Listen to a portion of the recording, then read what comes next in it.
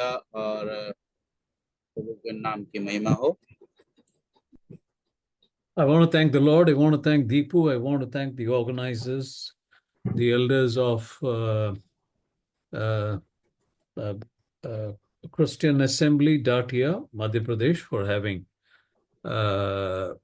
welcomed me to this platform.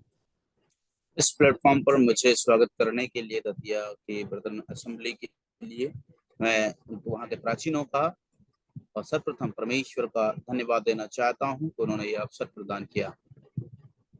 I also want to thank Jitendra for his very warm welcome. Brother Enos, he was doing the welcoming. Oh, he was okay. He sounded like that. So my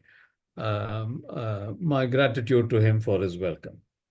और भाई इनोश के लिए भी मैं धन्यवाद देना चाहता हूँ कि उन्होंने मेरा हृदय से स्वागत किया। Thank you, Deepu, for being available, making it possible to be available for me for translation, which is very important. And thank you for keeping that in mind always. God bless you. Yes, uncle, it is the reason I am blessed by the Lord, and I'm able to use this gift that the Lord has given me. So this is a great blessing for me from the Lord, and I just wanted to make available myself, whatever the circumstances might be, because He has given this gift. So He is the first to be glorified through this. Thank you.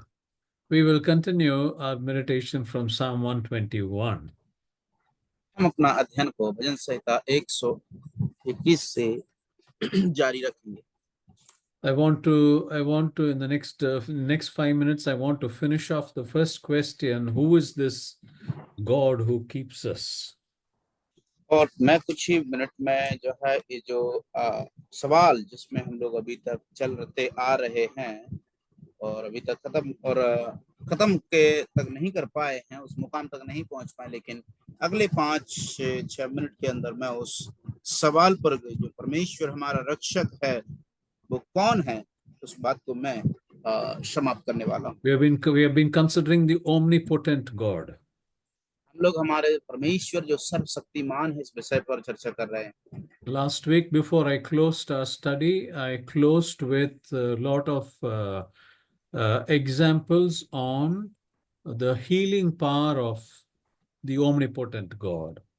पिछले हफ्ते में मैंने जो है प्रभु परमेश्वर की ओर से दी जाने वाली जो चंगाई करने की जो शक्ति है, जिसके मैंने बहुत से उदाहरण देकर आपको समझाया था। Our omnipotent God is even more powerful than any kind of illness that any of us have.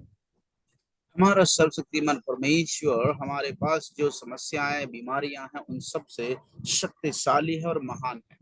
We must understand one thing, that when we have a God who heals us, it communicates two things very clearly to us. जब हम इस चीज को समझते हैं या सीखते हैं कि हमारा परमेश्वर जो हमारी चंगाई कर सकते हैं, वो हमें दो बातें साफ साफ सिखाते हैं।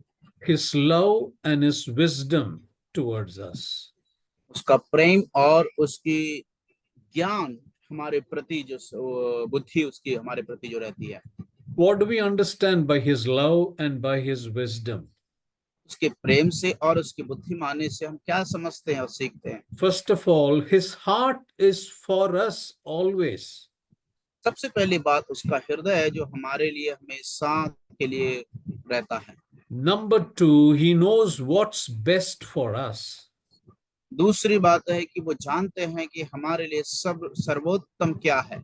And the third is he has the ability to give us that very best.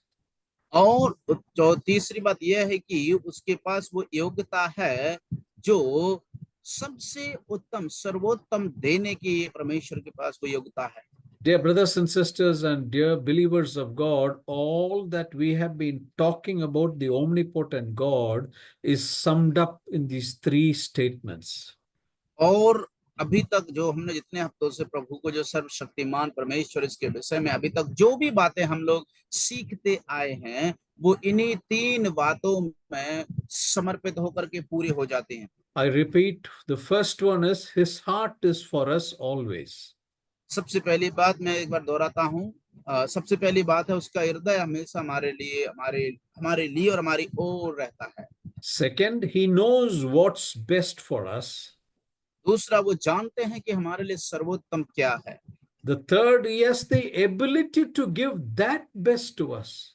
और तीसरा है, उसके पास वो क्षमता और योग्यता है कि वो हमें सर्वोत्तम जो चीज हमारे लिए है वो दे सकता है। You see, this omnipotent God is the God who formed every cell in our body.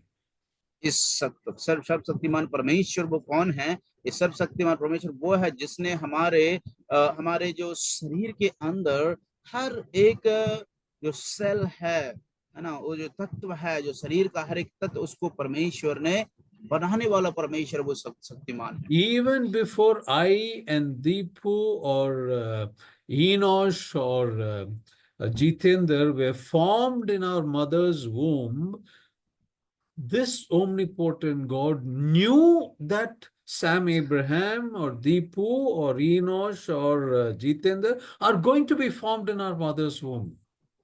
और यद्यपि मैं हूँ, चाहे सामंकल हो, चाहे भाई इनोस हो, चाहे भाई जितेंद्र हो, यद्यपि हमारे जन्म होने से पहले परमेश्वर इस बात को भली भांति जानते थे कि इनोश या दीपू या सैम अब्राहम या जितेंद्र, ये इस नाम के और इस व्यक्ति के लोग या व्यक्ति उनकी माता के गर्भ में रचे जाने वाले हैं। इस बात को परमेश्वर जानते थे। So if that is a fact, if that is how much God knows us, he can always restore us, strengthen us, and heal us. और अगर ये बात सच है कि हमारा परमेश्वर इतना जानते हैं, तो मेरे प्रियो, वो परमेश्वर हमें रिस्टोर कर सकते, पुनः हमें खड़ा कर सकते हैं, उठा सकते हैं। All right, let's quickly read one verse in Psalm 138 and verse 8. आइए हम लोग भजन संहिता 138 का 8वीं आयत को पढ़ लेते हैं। भजन संहिता 138। Can I read, uncle? Yeah. 138:8. यहोवा मेरे लिए सब कुछ पूरा करेगा। Hmm. हे यहोवा, तेरी करुणा सदा की है। तू अपने हाथों के कार्यों को त्याग ना दे। Thank you. You see, he has the power to perfect that which concerneth us. और हम यहाँ पर देखते हैं कि उसके पास वो सामर्थ्य है कि जो हमारे लिए जो कार्य वो करते हैं, वह हमसे जो संबंधित होता है, उस कार्य को पूरा करने की क्षमता उनके हाथों में रहती है। You see, Pura is not incomplete. Pura means it is complete, 100% complete.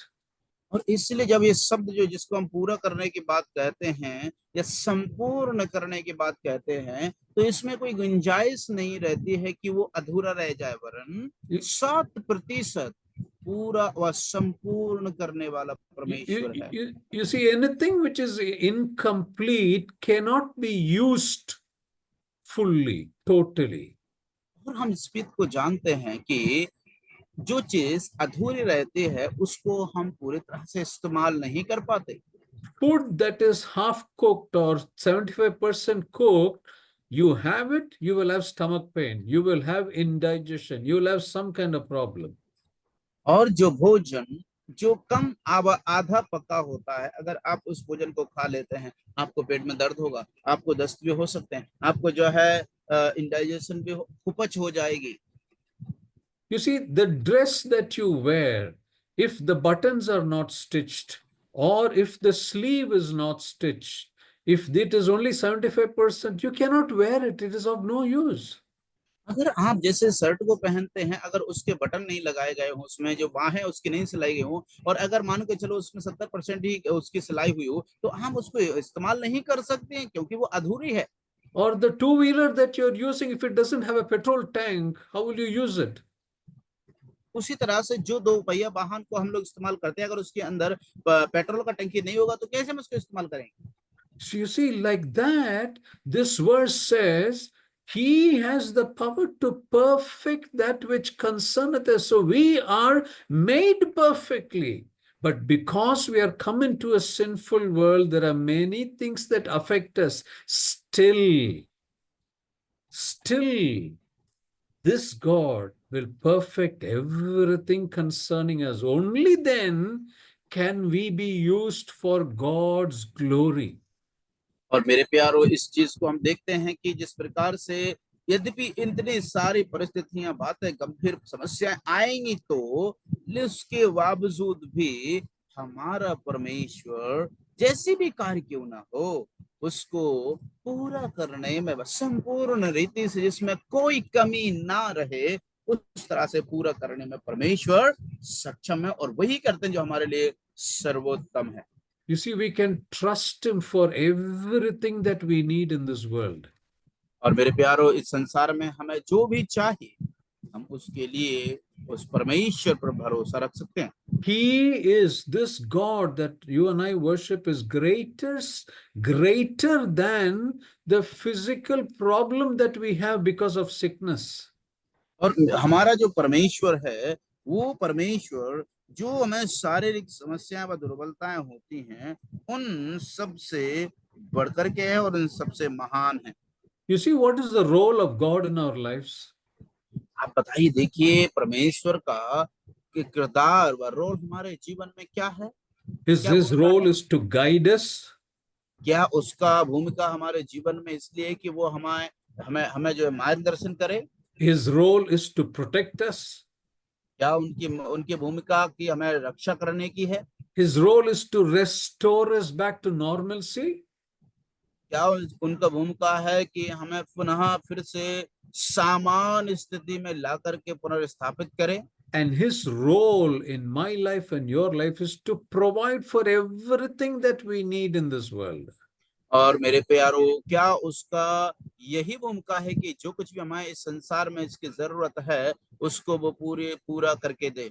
Now listen carefully. If this is what the role of God is in our lives, how should we respond?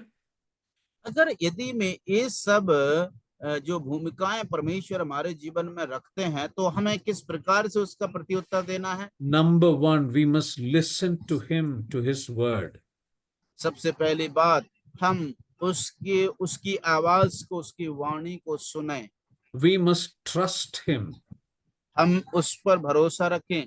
We must surrender to him, to his will. हम अपने आप को उसकी इच्छा के प्रति समर्पित कर दें। Meaning, I cannot have my own will. We cannot say, God, I will do it my way, but you must do whatever you have to do in my life. और ऐसा नहीं कि परमेश्वर मैं अपनी इच्छा से करना चाहता हूं, वरन संपूर्ण रीति समर्पण करने का मतलब है परमेश्वर आपकी इच्छा है, आपकी इच्छा के अनुसार मैं इस कार्य को करूं। And fourthly, we must obey.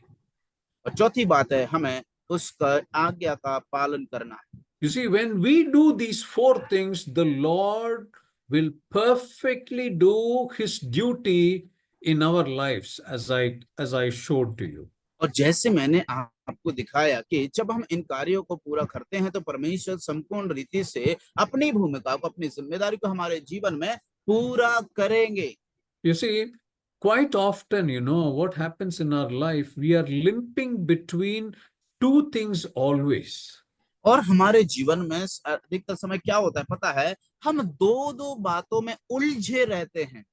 We always limp between whether we should follow God completely, or should I listen to what my mind is telling me to do, because that is what I know can happen. और देखिए, हम लोग कौन सी बातों में उलझे रहते हैं। हमारे जीवन में क्या होता है, कभी कभी हम ऐसी मोड़ पर परिस्थिति में आ जाते हैं कि हम परमेश्वर की इच्छा क्या है, क्या हम पूरी तरह से उसकी इच्छा के अनुसार उसका पालन करते हुए आगे बढ़े, या फिर मैं जानता हूं कि वो कार्य हो जाएगा और इसीलिए मैं अपनी इच्छा के अनुसार उस कार्य को करूं। हम इस प्रकार की उलझनों में क्या है, उलझे हुए रहते हैं, इस प्रकार की दुविधा में पड़े रहते हैं। You see, this is what the children of Israel did during the time of Elijah. एलिय्याह के दिनों में ही इसी प्रकार का कृत्य इस्राएलियों ने भी किया। Now let's quickly read that. Most of us know that incident. Let's quickly read 1 Kings chapter 18 verse 21. और आइए हम जल्दी से उस भाग को पढ़ लेते हैं जिसको अधिकतर लोगों से में से हमें सब लोग जानते हैं। पहला राजा उसका 18 का 21। और एलिय्याह सब लोगों के पास आकर कहने लगा, तुम कब तक दो विचारों में लटके रहोगे? यदि Ah, यहोवा परमेश्वर हो तो उसके you पीछे see, हो लो, और you यदि see, बाल हो तो उसके पीछे हो लो। you see, लटके रहोगे. You see, limping between two different options. Always we get stuck here.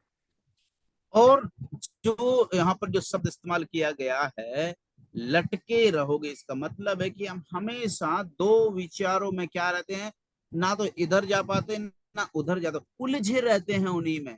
That is why so long we have been listening to the omnipotent God. What the omnipotent God cannot do in my life. और इसलिए मेरे प्यारो, हम इन्हीं बातों को तो अभी तक हम लोग इतने समय से सीखने का कोशिश कर रहे हैं, सीखने का प्रयास कर रहे हैं कि आखिर वो सर्वशक्तिमान परमेश्वर मेरे जीवन में क्या कुछ नहीं कर सकता। You see, our omnipotent God, you know what He's doing? He's waiting for me and you to run to Him and say, Father, we trust only in you for everything in my life. That is all He's waiting for us to come and say. And after that, see how He's going to take over your life and change it for you. और देखिए मेरे प्यारो, जब हम अपने आज भी इस चीज को आप सुनिश्चित करें कि परमेश्वर पिता आज भी इस बात की प्रतीक्षा कर रहे हैं कि कब हम उसके सामने आकर के उसके सन्मुख जाएं और उससे कहें कि हे पिता, मैं आपको पूरी तरह से विश्वास करता हूं, आपको पूरी तरह से भरोसा रखता हूं। You see, in this 1 Kings chapter 18, Elijah is mocking the worshippers of Baal. हम इस अध्याय में क्या देखते हैं, इस घटना में, कि एलिया क्या कर रहा है, जो बाल देवताओं की जो उनके सन्मुख झुक करके दंडवत करने वाले जो लोग थे उनका मजाक उड़ा रहा है। And what is he saying? He's saying, you shout little more louder because maybe your God is asleep. और देखिए वो किस तरह से मजाक उड़ाता है, हंसी ठट्टा करता है। वो कहता है कि तुम हो सकता है और भी जोर से चिल्लाओ, हो सकता है तुम्हारा परमेश्वर जो सो रहा हो तो सुन लेगा वो। But what does Psalm 121 talk about our God? लेकिन हमारा परमेश्वर के विषय में भजन संहिता 121 क्या कहता है? He says, he who keeps Israel will neither slumber nor sleep. वो कहता है कि जो परमेश्वर हमारा रक्षक है, इस्राएल का रक्षक है, वो ना तो उगेगा और ना ही सोएगा।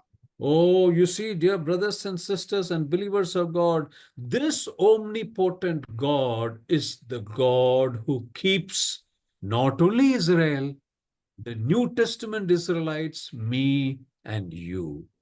और मेरे प्यारो, इसलिए जो हमारा परमेश्वर है, ये यहोवा परमेश्वर जिसकी मैं और आप आराधना करते हैं, वो परमेश्वर ऐसा नहीं केवल कि इस्राएलियों के लिए वो नहीं उगेगा ना सोएगा, वरन नए नियम के जो नए करार के जो विश्वासीगण हमारे लिए भी वो परमेश्वर, हम कह सकते हैं कि हमारा परमेश्वर ना कभी उगेगा और ना कभी सोएगा।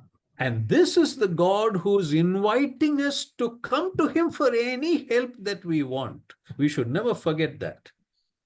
इस बात को हम कभी भी ना भूलें प्रिय, वो परमेश्वर हमें आमंत्रित करता है कि हम उसके पास जाएं, जो भी हमें जरूरत हो उसको लेकर के। Whether it is a small help or big help, whatever it is that we need, instead of going to man, go to God. He will be able to give us the first help. और इसलिए मेरे प्यारो, हमारी कोई सी भी और कैसी भी आवश्यकता क्यों ना, हम मनुष्यों के, चाहे छोटी हो या बड़ी हो, मनुष्यों के पास ना जाकर के हम परमेश्वर के पास और परमेश्वर के सन्मुख जाएं, क्योंकि वो हमें देने में सक्षम है। All right, now we will go to the second question. Out of the three questions, we'll go to the second question. अभी हम लोग तीसरे दूसरे सवाल, यस, दूसरे सवाल में जाएंगे। The first is, who is this God who keeps us? That is what we have considered so far. और अभी तक जो हमने सीखा है वो ये है कि ये वो परमेश्वर कौन है जो हमारा रक्षक है। And we have considered this God is our omnipotent God to whom we should go to for any kind and all kinds of help. और इस बात को हम लोगों ने देखा है कि हमारा परमेश्वर कौन है, सर्वशक्तिमान परमेश्वर। हम उसके सन्मुख इस बात को सीखा, किसी भी समय, किसी भी क्षण, किसी भी आवश्यकता के लिए, जरूरत के लिए हम उसके पास जाएं, वो सुनकर हमें उत्तर देने वाला परमेश्वर। The second question, what does keep mean? दूसरा सवाल है कि वो हमारा परमेश्वर रक्षक है, इसका मतलब क्या है? All right, now I'm going to give you an exercise now. अभी मैं आपको जो है व्यायाम करने के लिए कहूंगा। All right, we are going to read from verses 3 to 8. हम लोग 3 से लेकर के 8वीं आयत तक वचन पढ़ने वाले हैं। When one brother is reading, I want every one of you to read along with him. और जब एक भाई पढ़ते हैं तो मैं चाहता हूं कि हर एक भाई बहन अपने अपने बाइबल में उस वचन को पढ़ें। And when that brother is reading, I want you to identify and tell me how many times between verses 3 and 8 the word keep or equivalent to keep is mentioned in these verses 3, 4, 5, 6, 7, 8. In these 6 verses, how many times the word keep or an equivalent word of keep is mentioned? You understood? और अब मैं अभी हम लोग जो exercise करने वाले हैं वो एक्सरसाइज ये है कि ये जो वाक्यांश है कि हमारा रक्षक परमेश्वर है या रक्षा करता है, उससे संबंधित या रक्षक या रक्षा करता या रक्षा से संबंधित तीसरे आयत से लेकर के 8वीं आयत तक जब आप पढ़ते हैं तो उसको आपको ढूंढना है, पता लगाना है कि वो शब्द रक्षा या रक्षक है कितनी बार इस्तेमाल किया गया है। All right, ready? Is everyone ready? क्या आप तैयार हैं पढ़ने के लिए? Yes yes yes yes. All right, so read. वचन 3 से पढ़ेंगे। वह तेरे पांव को टलने ना देगा, तेरा रक्षक कभी ना उगेगा। सुन, इज़राइल का रक्षक ना उगेगा और ना सोएगा। यहोवा तेरा रक्षक है, यहोवा तेरी दाहिनी ओर तेरी आड़ है। ना तो दिन को धूप से और ना रात को चांदनी से तेरी कुछ हानि होगी। यहोवा सारी विपत्ति से तेरा रक्षा करेगा, वह तेरे प्राण को रक्षा करेगा। वह यहोवा तेरे आने जाने में तेरी रक्षा करेगा, अब से लेकर सदा तक करता रहेगा। Finished? या संकल्प finish. Very good. So can any one of you tell me how many times in the Hindi Bible, because I know it in English, how many times in the Hindi Bible is that word keep mentioned?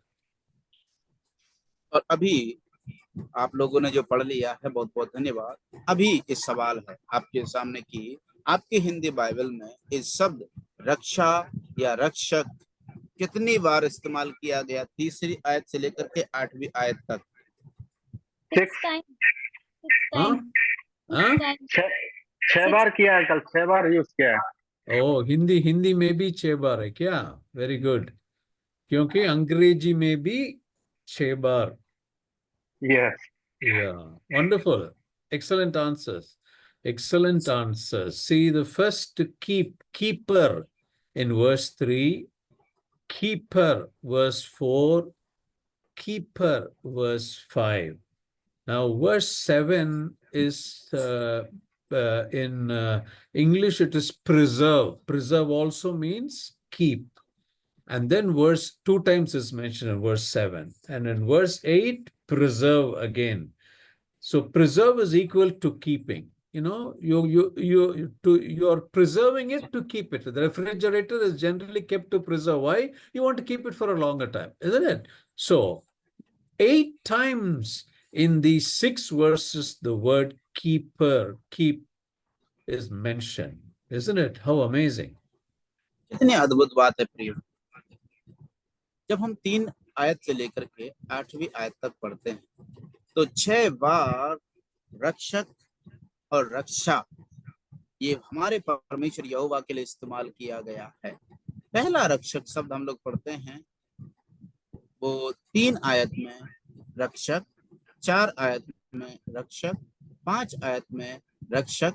लेकिन जब 7 और 8वीं आयत में पढ़ते हैं तो दोनों वचनों में 3 बार रक्षक की जगह रक्षा शब्द इस्तेमाल किया गया है ना। 7वें वचन में 2 बार रक्षक शब्द इस्तेमाल किया गया है और 8वें वचन में 1 बार रक्षा करेगा शब्द इस्तेमाल किया गया। कितनी अद्भुत बात है प्रिय। You see, wonderful. Now, the Hebrew word for keep is known as shamar. और इब्रानी भाषा में जो रक्षक शब्द को इस्तेमाल किया गया शमार करके। The meaning of shamar is to watch, like the watchdogs. No, many people, many houses have dogs to keep a watch, so they call watchdogs. So the meaning of shamar means to watch, to guard, or to preserve. और इसलिए ये जो रक्षक शब्द का मूल अर्थ जब इब्रानी भाषा में हम लोग पढ़ते हैं शमार का मतलब होता है सचेत होकर के देखते रहना, निगरानी रखना, सचेत होकर के निगरानी रखना। You see, another thing is this word shamar in the Hebrew language is used in the masculine and feminine gender differently.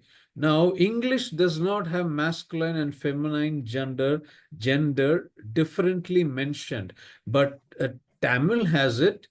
Hindi also has masculine and feminine gender. Like rakta hu. When a man is speaking, he says rakta hu, karta hu. But when a lady is speaking, she says karti hu or karta hu. You understood that? You see? Now, in Hebrew, you've got the masculine and feminine gender. So the word shamar is used differently in a masculine gender and feminine gender, which I'll tell you now. और देखिए जिस प्रकार से हम लोग पाते हैं कि हिंदी में हो, तमिल भाषा में हो या फिर इस इब्रानी भाषा में हो, ये जो शब्द इस्तेमाल किया गया समार है ये इसके 2 विभाजन होते हैं। एक तो होता है पुरुषवाचक, दूसरा होता है स्त्रीवाचक। जिस प्रकार से हम लोग अंग्रेजी को छोड़ करके चाहे हिंदी भाषा हो या तमिल भाषा हो या इस प्रकार से हिंदी में हम लोग शब्दों का इस्तेमाल करते हैं, करता हूं मतलब वो पुरुषवाचक शब्द है, करती हूं मतलब वो एक स्त्रीवाचक शब्द है। उसी प्रकार से ये जो इब्रानी भाषा का शमर शब्द है ये भी 2 प्रकार से इस्तेमाल किया गया है और वो कैसे किया गया है उसको अभी मैं कहने वाला हूँ, ध्यान से सुनिए। In Hebrew, the masculine word is shimur. Shimur, meaning watching or keeping vigil. और जो इब्रानी भाषा में जो स्त्रीवाचक शब्द होता है वो है शिमूर। शिमूर का मतलब है male, masculine. Okay sorry. और जो पुरुषवाचक शब्द है और वो है शिमूर, मतलब निरंतर दृष्टि रखना या फिर निगरानी करना। Yeah, watching or keeping vigil. Now, in the feminine gender for shamar is shomra. Shomra, which is the feminine gender, and that means guardian. और जहां पर हम देखते हैं कि स्त्रीवाचक शब्द शमार का शोमरा बन जाता है, सोमरा कहते हैं, और शोमरा का मतलब होता है सुरक्षा करना। All right. Now take Psalm 25 and read verse 20. 25 आयत को, भजन संहिता 25 लेकर के हम लोग 25 का वर्स 1 अंकल। 20, verse 20. 20, भजन 25 का 20 हम लोग पढ़ेंगे तो लिखा हुआ है, मेरे प्राण की रक्षा कर और मुझे छुड़ा, मुझे लज्जित ना होने दे, क्योंकि मैं तेरा शरणागत हूँ। Thank you. You see, it guard my soul. Oh, guard my soul. You see the word guardian, guard mentioned there. या और यहाँ पर देखिए वो शब्द यहाँ पर इस्तेमाल किया गया है, मेरी प्राण की रक्षा कर। All right. Now Genesis 28, verse 15. Genesis 28, verse 28 15. का 15 हम लोग पढ़ेंगे, उत्पत्ति 28 का 15। और सुन, मैं तेरे संग रहूंगा और जहां कहीं तू जाएगा वहां तेरी रक्षा करूंगा। Enough, और enough, enough. Raksha karunga. You see, and I will keep you wherever you go.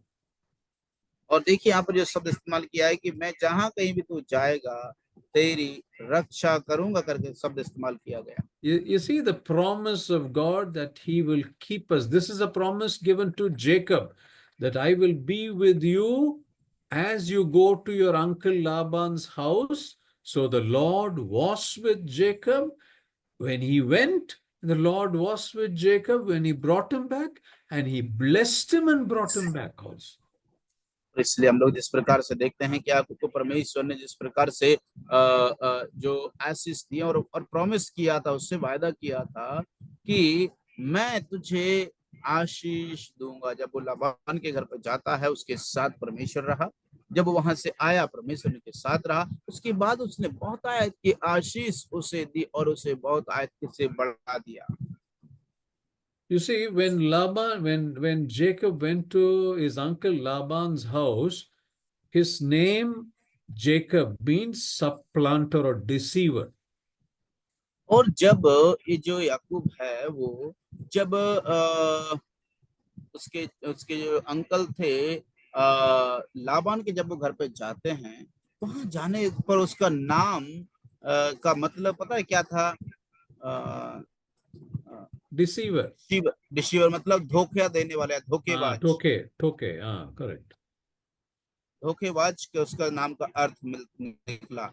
Correct. You know, and the reason he was going to his uncle Laban's house is because he behaved like a tokebas with his father. और वो उसके यहाँ पर इसीलिए जा रहा था क्योंकि वो एक धोखेबाज के समान, जिसने अपने पिता के साथ धोखेबाजी की, इसलिए वो उसके पास जा रहा था। Now, answer this question. When did God change his name from Jacob to Israel? At what point in अभी his आप life? जवाब दीजिए, उसके जीवन में परमेश्वर ने कब उसका नाम याकूब रखा? किस No, परिस्थिति? याकूब से इस्राएल रखा। सॉरी, याकूब से इस्राएल कब रखा परमेश्वर ने नाम? वो कौन सी घड़ी में, कौन सी परिस्थिति में था? कोई बता सकते हैं? बहुत ही अच्छा बात है ना, वो लंगड़ाने लगा था। हाँ, सही है। किसी को याद है? मैं थोड़ा सा बता रहा हूँ आपको। जब याकूब नहीं जीत पाया तो उसने उसकी नस को छू लिया और फिर उसका नाम वहां पर नामकरण होता है। करेक्ट बात। या युद्ध के दौरान नहीं, सुबह सुबह की बात है, जब यहोवा का दूत उससे आकर के मल युद्ध करता है और मल युद्ध करते करते भोर होने लगी और उसने देखा दूत ने कि अब मैं जीत नहीं पा रहा हूँ, तब उसने उसकी नस को छुआ और वो कुलंग हो गया, लंगड़ाने लगा। तब हम देखते हैं वहां पर परमेश्वर ने उसका नाम याकूब से इस्राएल रखा। Wonderful. You see, you will read that in Genesis 31, 32, I think. Now, when Jacob was returning back to his father's place from Laban, he was returning back in a blessed condition. And this change of name from Jacob to Israel happened when he sent his family, he sent everything before, he stayed behind and then he fought with God. Then God touched his thigh and then asked him what your name is, and then changed his name from Jacob to Israel. और देखिए हम देखते हैं इस याकूब को कि वो अपने जो है अंकल के यहाँ से आशीषित होकर के बहुत धनाढ़ होकर के अब वापस अपने देश की ओर जा रहा था। जाते समय में उसने अपने परिवार, अपने जो कुछ भी उसके पास सबको उसके आगे भेज दिया और वो स्वयं रुक जाता है। और रुकने के बाद में फिर हम देखते हैं कि परमेश्वर से उसका मलयुद्ध होता है। मलयुद्ध जो उसकी यहोवा के दूत के साथ मलयुद्ध होते होते क्या होता है कि भोर होते पौ फटने लगी और वो दूत उससे जीत नहीं पाया। तब हम देखते हैं उस दूत ने उसकी जांग की नस को छुआ और वो लगड़ाने लगा। तब याकूब उससे पूछता है तेरा नाम क्या है, और उसी समय में परमेश्वर ने उसका नाम याकूब से इस्राएल रखकर बदल दिया। You see, what the point which I wanted to bring out here is when in Genesis 28:15 we read, I am with you and will keep you wherever you go. This God never breaks his promises, even if you behave badly with God. और जो बात मैं आपके सन्मुख लाना चाहता हूं और वो ये है कि ये जो हमारा परमेश्वर जिस प्रकार से 28 का 15 में उत्पत्ति में हमने पढ़ा था कि मैं तेरा परमेश्वर यहोवा हूं, जहां कहीं भी तू जाएगा मैं तेरी रक्षा करूंगा। इसका मतलब है यदि हम उसके प्रति गलत व्यवहार भी करते हैं तब भी वो परमेश्वर अपने वचन पर वो स्थिर रहता है, अपने वायदे पर स्थिर रह करके हमें वो आशीषित करता है, हमें वो बढ़ाता है, हमारी रक्षा करता है। You see, when Jacob went to his Laban's house, how many of them went with Jacob? देखिए जब वो याकूब लाबान के घर पे गया, कितने उनमें से गए हुए थे उसके पास, आप बताइए। बताइए, आप बताइए। कोई बता सकते हैं कितने लोग उसके साथ गए थे जब वो अपने लाबान के घर पे गया था?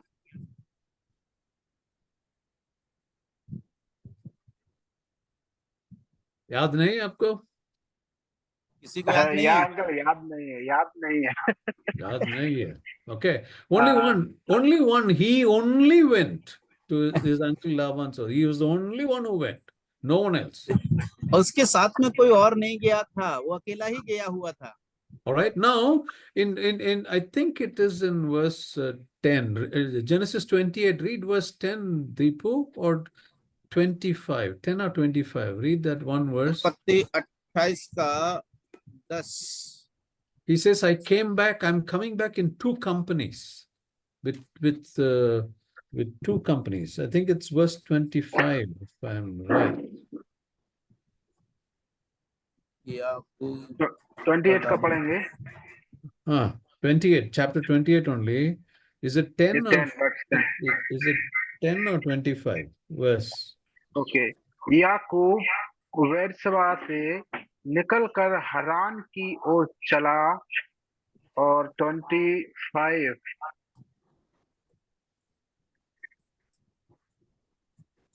अंकल 25 नहीं है हिंदी में। Not there. Okay. No, there is a, I forget that reference. It's in one of these chapters. He says that I now am coming back in two companies, meaning he's coming back with so much of wealth, with so much of family members, with so much of cattle, blessed by God. और हम लोग देखिए वहां पर परमेश्वर के वचन में लिखा हुआ है कि वो अभी दो ग्रुप में होकर के, दो झुंड होकर के वो आ रहा है। और इसका मतलब है आप देखिए कि परमेश्वर ने कितनी अद्भुत रीति से उसे आशीषित किया है। You see, the point which I will let you know what that verse is. My memory fails me now. You see, this verse 28:15 says, I am with you and I will keep you wherever you go. When Jacob went to Laban's house, he also cheated his uncle Laban. All right. He also did all hirafiri work. All right. All these choti moti hirafiri he did. But the God who promised him brought him back as a blessed person. You see, और this is the God that we follow. He never breaks his promises, whatever you might do to him. He will never break his word, but we break our promises to God. We break our assurance and word that we give to God, is it not? और मेरे प्यारो देखिए, हम जब अपने उस परमेश्वर को जो हम लोग वादा कर देते हैं, हम उसको तोड़ देते हैं, हम उसको भूल जाते हैं, हम उसको पूरा नहीं कर पाते हैं। लेकिन हमारा परमेश्वर, यद्यपि हम देखते हैं कि याकूब ने किस तरह से वो वहां पर गया, और जाने के बाद में हम क्या देखते हैं, वो उसके जो अंकल थे लाबान, उसके साथ में उनके जो भेड़ बकरियों के साथ उसने हेरा फेरी की। उसके बाद फिर वहां से वो उनका सब संपत्ति को लेकर के अलग अलग होकर के वो भाग करके गया। यद्यपि हम देखते हैं, फिर भी परमेश्वर उसकी रक्षा करता है, हम देखते हैं। All right.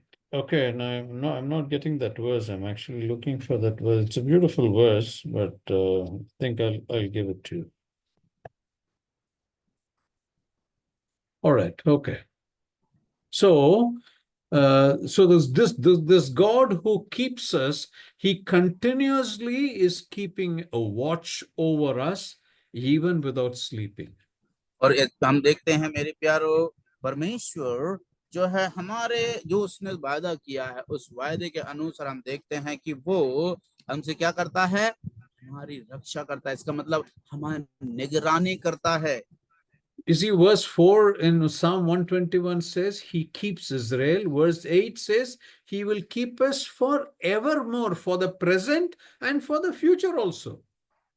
और हम देखते हैं मेरे प्यारों, वो जब परमेश्वर का वचन कहता है कि यहोवा मेरा रक्षा करेगा, या रक्षा है करके वर्तमान में भी और भविष्य में भी है। You see, normally we tend to trust God for big things. When there are big things, we always like to take it to God. When it comes to small things, the very small, minute things, we think we can handle it ourselves. और हम इस बात को देखते हैं प्यारों, हम कभी कभी ऐसे सोचते हैं कि बड़े बड़े कार्य हैं, केवल हम उन्हीं के लिए परमेश्वर पर विश्वास रखते हैं। हम सोचते हैं कि बड़े बड़े कार्य हैं, उन्हीं के लिए परमेश्वर से हम लोग भूलेंगे या मांगेंगे, बाकी जो कार्य हम तो वो खुद ही कर ले करके हम सोचते हैं। The God whom we trust is a God who has given us eternal salvation. When he has given us eternal salvation, what more will he not do to protect us and to preserve us in our entire life? और हम देखते हैं मेरे प्यारों कि परमेश्वर ऐसा नहीं है कि जब हम उसने जो वादा किया है तो जब बड़े कार्य होते हैं तभी, वरन हमारा जीवन में, जब कहते नहीं कि रिटायर के जो जीवन होता है, आराम का जीवन होता है, तब भी परमेश्वर हमारी रक्षा करता है, हम देखते हैं। You see, as I said, we tend to go to God when there is a big problem, when problems are big. But every morning when you get up, you're feeling tired. You're not able to get out of bed. How many times have we prayed and asked God, you give me the strength and the help right now to get out of bed? Sometimes you feel very sad when you get up. You don't feel like singing when you get up. Have we then prayed to God and said, God, remove this sadness, remove this weakness in me so that I can praise you, I can worship you, I can go to do this ministry. These are small things. Now, these small things also, our God is a God who keeps us even in those situations. और देखिए मेरे प्यारो, यद्यपि हम लोग कभी कभी जो है इस प्रकार से सुबह में उठते हैं, हम परमेश्वर से ऐसे बोलते हैं, प्रभु हमें तो बुद्धि देना, शक्ति देना, हमें सामर्थ्य देना। और अब हम कभी कभी अब बहुत निराश हो जाते हैं, हम कभी कभी बहुत ज्यादा हताश होने लगते हैं, दुखी होने लगते हैं, और हम जब वो कार्य नहीं हो पाते तो हम हारा हुआ महसूस करते हैं। यद्यपि मेरे प्रियो, हम देखते हैं हमारा परमेश्वर हमें उस अवस्था में भी रखने में, रक्षा करने में, जो उसने वादा किया है उसमें पूरा करने में वो सक्षम है और योग्य है। Now, sometimes we may not even pray about all these matters. We think, okay, it's a small thing, I will manage. But we must realize and understand, even in those small situations, this God is keeping us, even in those small situations. और यद्यपि मेरे प्यारो, हमारे जीवन की छोटी से छोटी बातें क्यों ना हो, देखते हैं परमेश्वर उनकी रक्षा करने वाला You परमेश्वर है। see, at our side of this world, eternity is when we sleep in the Lord and go to be with the Lord, or when the Lord comes to take us, we are going to be with Him. That is eternity. None of us who are living have seen eternity so far, isn't it? We are not able to see that world. So, in this world, when we are living, it is impossible for us to see what God is doing for us in eternity. और इसलिए मेरे प्यारो, हम जो जिंदा हैं, शारीरिक में हैं, अभी तक हम में से किसी ने अनंत काल का जीवन को नहीं देखा कि परमेश्वर हमारे लिए क्या कर रहे हैं। लेकिन वो बात के लिए परमेश्वर, जब हम इस संसार से छोड़ करके जाएंगे, परमेश्वर हमें लेने के लिए आएंगे, तब हम उसके साथ उसके अनंत काल के समय जगह में रहने के लिए जो परमेश्वर ने तैयार किया है, हम देख पाएंगे। लेकिन अभी जो हम जिंदा हैं, हमें से किसी ने, लेकिन जो परमेश्वर ने प्रॉमिस किया है, जो परमेश्वर ने वादा किया, प्रतिज्ञा किया है, उसको वो पूरा करने में सक्षम है। You see, when we get up in the morning, we think, "Oh, today is another day. I'm supposed to, I'm supposed to do certain things today." It is just happening. We sometimes are not aware that there is a God who's controlling every day in my life. We take it for granted. Oh, I'm living. I pray. I go to bed. God gives me breath. I rise up in the morning. I do my duty. But many times we are not conscious that God is keeping us every moment, every second in our life, whether we pray or we don't pray, because we are His children. The Lord is protecting us, He's preserving us, He's guarding us, He's keeping us all through our life in this world. We are not able to see what God is doing, but we must realize that. और मेरे प्यारों, परमेश्वर हमारे जीवन में क्या करते हैं, हो सकता है हम ना समझे। हमें जो परमेश्वर ने प्रतिज्ञा दिया है उसको पूरा करता है, हमें हमारी रक्षा करता है। हम जब ऐसी परिस्थिति में पड़ जाते हैं, निराश और हताश हो जाते हैं, कमजोर, हम परमेश्वर हमें, यद्यपि हम इन बातों को भी ना समझे, लेकिन परमेश्वर जो उसने प्रतिज्ञा की है उसको वो पूरा करता है। Uncle, that word that you said, no, it is in verse 32, Genesis 32, verse read that verse. He comes back in 2 companies, it's mentioned. It is mentioned here, तब याकूब बहुत डर गया और संकट में पड़ा, और वह यह सोचकर अपने साथियों और भेड़ बकरियों के और गाय बैलों और ऊंटों के भी अलग अलग 2 दल कर लिए। 2 dal. And then after that he mentions that I came back, a few words after that he says, I'm coming back now with 2 companies. Now, which means that is the amount of blessing he has received. You see, he went alone, but when he comes back in 2 companies. You see, 2 companies means biblical historians say 1 company is equal to the wealth of 1 kingdom of a king. You see, when we talk about 1 kingdom of his king, the number of people, the number of cattle, and the wealth, the money that he has in 1 kingdom, 2 times of that is 2 companies. That's what biblical historians say. और Bible के इतिहास का इस प्रकार से कहते हैं कि अगर जो एक दल की चर्चा करते हैं तो मानो वो एक राज्य के लोग हैं, जिसमें एक राजा उसकी प्रजा है, और दूसरा दल है तो मतलब वो दूसरे राज्य और दूसरे राजा की प्रजा है। उसी प्रकार से that word is mentioned here in verse 32, verse 4 and 5. It is mentioned here, और उसने उन्हें ये आज्ञा दी, मेरे प्रभु एसाव से यूं कहना, तेरा दास याकूब तुझसे यूं कहता है कि मैं लाबान के यहाँ परदेसी होकर अब तक रहा, और मेरे पास गाय बैल गधे भेड़ बकरियां और दास दासियां हैं, और मैंने अपने प्रभु के पास इसीलिए संदेश भेजा है कि तेरे दृष्टि के अनुग्रह की दृष्टि मुझ पर हो। Okay. All right. I will give you the exact verse, but more or less what you said is right, but I'll give you that exact verse. I'm not able to place it. I will give you that exact verse shortly. All right. Okay. Now we have all heard about, I'm not sure how many of us know about D.L. Moody, Dwight L. Yes. मैं इतना समझता हूँ कि शायद अब में से हर एक व्यक्ति डीएल मूडी के विषय में नहीं जानते। He is a very famous evangelist, a very powerful man of God. His institute functions even today in teaching people about doing research on the Bible and teaching people about various things about God's creation and educating people on God. और हम देखते हैं कि जो DL Moody है ये बहुत ही ज्यादा प्रसिद्ध व्यक्ति और एक इवांजलिस्ट है, जो आज भी वर्तमान में भी उसके शिक्षा के चलाए जा रहे अभियान के दरमियान बहुत से लोगों को इतनी सारी वो खोज करते हैं, रिसर्च करते हैं, और फिर परमेश्वर की सृष्टि पर, परमेश्वर के वचन, उसके इतिहास में सच्चाई में क्या घटित हुआ, उसकी जानकारी को अर्जित करके रिसर्च करते करते फिर लोगों को सिखा रहे हैं। वो बहुत ही प्रसिद्ध व्यक्ति माना जाता है। Now, this D.L. Moody, along with him, had always used a singer. That is, when he goes for gospel meetings, when he goes for any kind of meetings, along with him, a very well-known singer by the name of Ira Sankey always used to travel with D.L. Moody. और DL Moody के साथ में हर एक समय पर यात्रा करने वाला उनका एक गीतकार था, याइरा संगीत, जो उनके साथ हर जगह यात्रा करके जाया करता था।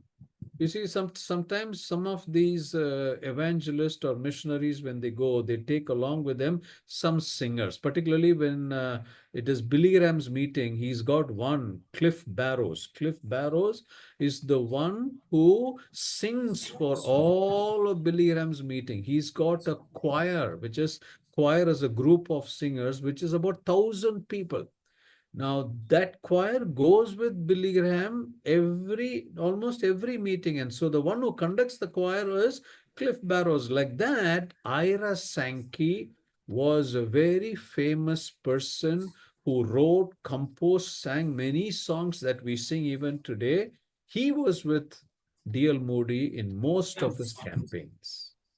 और हम इस बात को देखते हैं कि मेरे प्यारों, हमारा जो डीएल मूडी है उसके साथ में गीत संगीतकारों का एक दल उसके साथ चलता करता है। जिस प्रकार से आज हम लोग वर्तमान में देखते थे कि बिली ग्राहम के साथ में उसका गीतकार जो लायरा करके एक व्यक्ति था, उसके साथ में उनका और भी समूह चलता था जो गीत गाते थे। और जितनी भी मीटिंग्स, सभाओं में जहां पर भी होता था, वही लोग गीतों को गाया करते थे। उसी प्रकार से डीएल मूडी के साथ भी ये जो कायरा संकी है करके एक व्यक्ति उनके साथ गीत संगीत के लिए उनके साथ चला करते थे।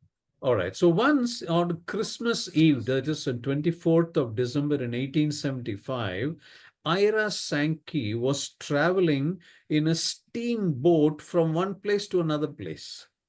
और हम देखते हैं कि एक दिन जो है एक स्थान से दूसरे स्थान तक वो एक जो चलने वाली नाव में यात्रा कर रहे थे Kiara संकी। All right. When he was traveling, he was noticed, he was recognized by some of the passengers.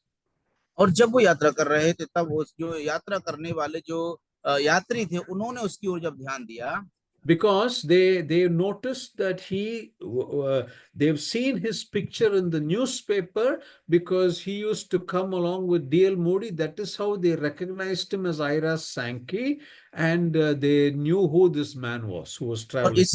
और इसलिए जो आयरा संकी है, उन्होंने न्यूज़पेपर के दरमियान, टीवी के दरमियान उसको देखा था, उसकी फोटोज को। जब उन्होंने उसको वास्तविकता में देखा, तब उसको पहचान लिया कि वो यही आयरा संकी है जो डीएल मूडी के साथ में हमेशा अक्सर आया करते हैं। And so as they were traveling in that steamboat, they asked him to sing one song. जब वो लोग नाव में यात्रा कर रहे थे, तो हम देखते हैं कि उन्होंने उससे कहा कि आप एक गीत गाएं।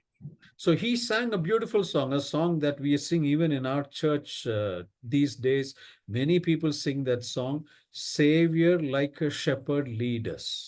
That is a very famous song in English.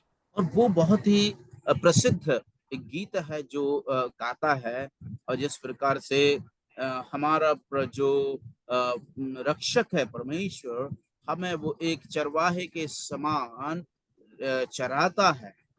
Yeah, Savior like a shepherd lead us, you know. Yes, एक जो हमारा रक्षक है चरवाहे के समान हमें लीड करता है, हमारी अगुवाई करता है। And one of the stanzas, he sang this line. और एक स्टैंजा में इस प्रकार से उसने कहा, He गाया, sang, "We are thine." और वो लिखता है कि हम उसके हैं, Yeah, we are thine, which is he's singing to the Lord, no? So he's saying, "We are thine." और वो कहता है कि हम तेरे हैं, And do thou befriend us. You make us your friends. और यद्यपि आप इस प्रकार से अपने आप को अलग नहीं, परंतु एक दोस्त के समान, एक मित्र के समान बनाते हैं, And be the guardian of our way. और मित्र बन करके हमारे यात्रा का, हमारे रास्ते का गार्डियन, रक्षक Correct. बनता है. Correct. So he sang this line in the boat, in the steamboat. उसने उस लाइन को, उस गीत को उसने गाया उस नाव में. As soon as he finished singing this line, a man who was standing somewhere there, when he heard him sing, he came out and spoke to Ira Sankey. और जो एक व्यक्ति उस नाव में यात्रा कर रहा था, वो आकर के आयरा संकी के पास आता है, जब उसने इस गीत को गा करके, इस लाइन को गाकर उसने समाप्त किया. And he said, "Did you serve in the Union Army?" और वो उससे पूछता है, क्या तो आपने यूनियन आर्मी में जो है आपने क्या सेवा किया है? So Ira Sankey said, "Yes, I did. I served the Union Army in 1860," and he said a particular date in the spring of 1860. और वो कहते हैं कि जो मैंने जो है वसंत ऋतु के समय में 1860 में मैंने जो उस आर्मी में मैंने सेवा किया है, कार्य किया है. Then this man asked him again, "Do you remember on this particular night of 1862, in a moonlit night, were you on duty on that particular day?" और उससे वो पूछता है कि क्या आपने जो है उस रात्रि के समय में, जब आप वहां पर ऑन ड्यूटी थे, जहां पर चंद्रमा की चांदनी थी, वहां पर नहीं थी? Then the Ira Sankey said, "Yes, I was on duty. I was standing guard for my country with my rifle. I was standing guard on duty." और उसने कहा, हाँ, ये बात सच है कि मैं मेरे देश की रक्षा के लिए देश की सीमा पर खड़ा हुआ था अपनी राइफल के साथ में. So this man who was speaking to Ira Sankey, you know what he said? He said, "So was I, but I was your enemy's army. I was standing in one place. I had my rifle in my hand and I was pointing at you, and I know for sure, because I was hiding, you could not see me, but I could clearly see you because you were in the moonlight and your head was right at the end point of my rifle. If I had shot you, you would have died. So I took my aim and I was waiting for the right time to shoot you." That is what this man told Ira Sankey. और आयरा संकी, उसने बड़ी आश्चर्य करने वाली बात उससे कही कि उसने कहा कि जिस प्रकार से तुम अपने देश के लिए रक्षा में अपने देश की सीमा पर खड़े हुए थे, और उसी प्रकार से मैं भी मेरे ही देश की रक्षा में उसकी सीमा पर मैं खड़ा हुआ था. इसका मतलब मैं तुम्हारा दुश्मन बन करके, है ना, दुश्मन देश का रक्षक, जो सेना का रक्षक बन करके उस सीमा पर खड़ा हुआ था, और वहां पर मेरे साथ में राइफल थी. राइफल का जो निशाना था वो तुम्हारा सिर था, क्योंकि तुम मुझे नहीं देख पा रहे थे, लेकिन मैं तुम्हें भली भांति देख पा रहा था, और क्योंकि तुम्हारे ऊपर जो चंद्रमा की रोशनी है वो पड़ रही थी, और आपको मैं बिल्कुल साफ साफ देख सकता था. अगर मैं आपको उस समय पे शूट कर देता तो आज आप यहाँ पर नहीं होते, आप मर गए होते. ये बात उसने कही. And then this man told Ira Sankey, "As I was taking aim to shoot you, you suddenly started singing." और उसके बाद में वो कहते हैं कि जैसे ही मैं आपको जब शूट करने ही वाला था, तब आप गीत गाने लगे. The song that you sang is the song that you sang just now. और वो गीत जब आप उस समय में गा रहे थे, वो गीत आपने जो अभी गाया वो यही गीत है। I was standing in the shadow to shoot you, and I thought to myself, let him sing. This is the last song he's going to sing. Let him sing. He cannot escape my bullet. In a few minutes after he finished singing, I will definitely shoot him and kill him. That is when you began to sing. और उसके बाद में उस व्यक्ति ने उससे कहा कि जब आप उस गीत को गाने लगे तब मैं रुक गया और मैंने सोचा कि ये आखिरी गीत है, इसको गा लेने दो, मैं कुछ ही मिनट में इसको शूट कर दूंगा और ये खत्म हो जाएगा। और वो गीत को आप गा रहे थे क्योंकि मैं सोच रहा था इसको गीत गाने के बाद मैं इसको खत्म कर दूंगा।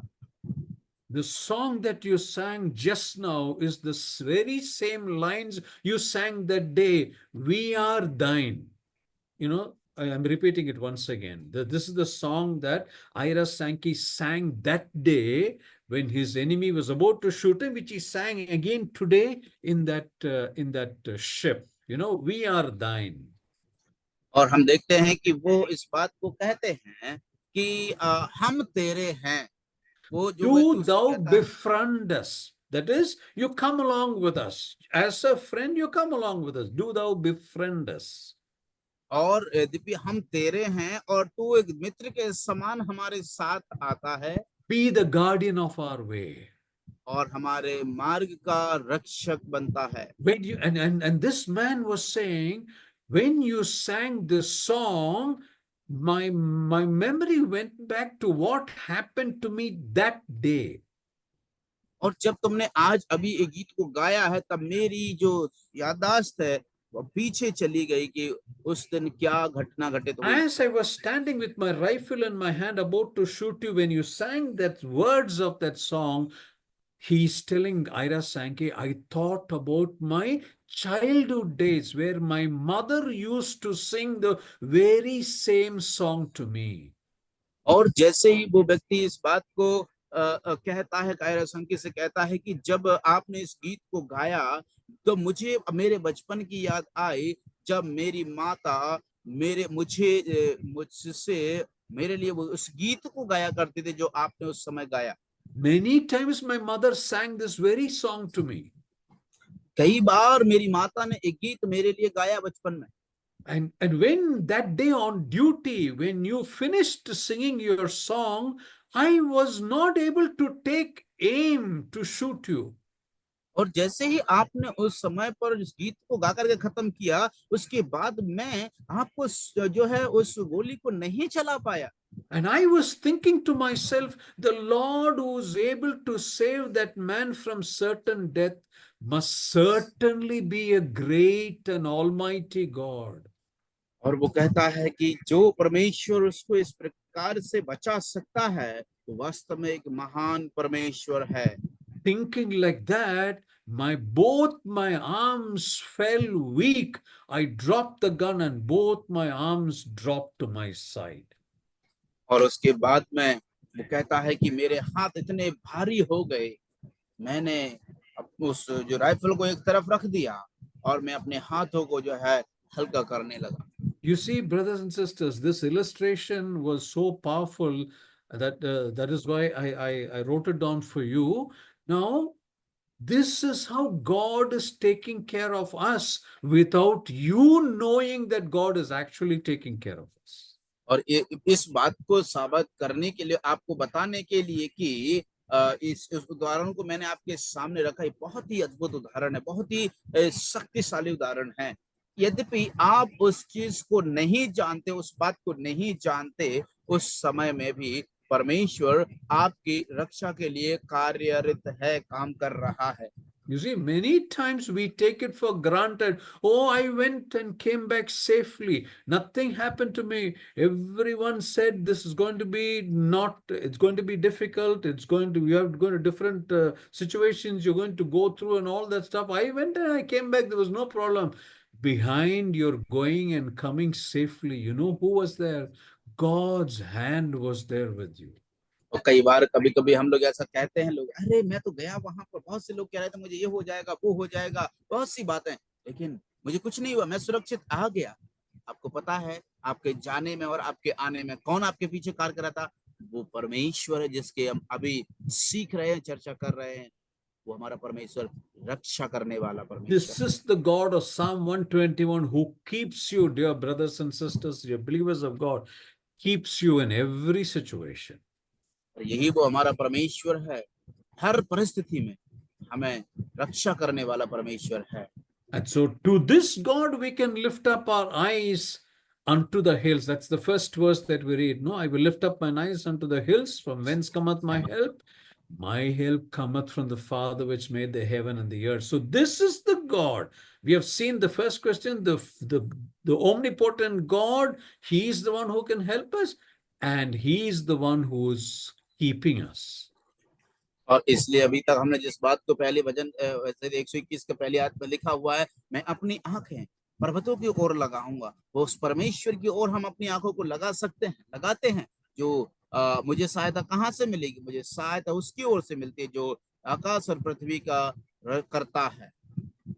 All right, I think I'll stop here. It's 4 minutes past 8. So I hope it's been a useful study today. God willing, we will continue next class, and we'll complete. I think I want to complete this Psalm 121 next week, God willing. So thank you very much for your patient hearing and listening. I hope this will be useful for us in the days to come. God bless you all, and thank you, Deepu, for excellent translation and supporting me right through with your translation. God bless you, Deepu. Thank you.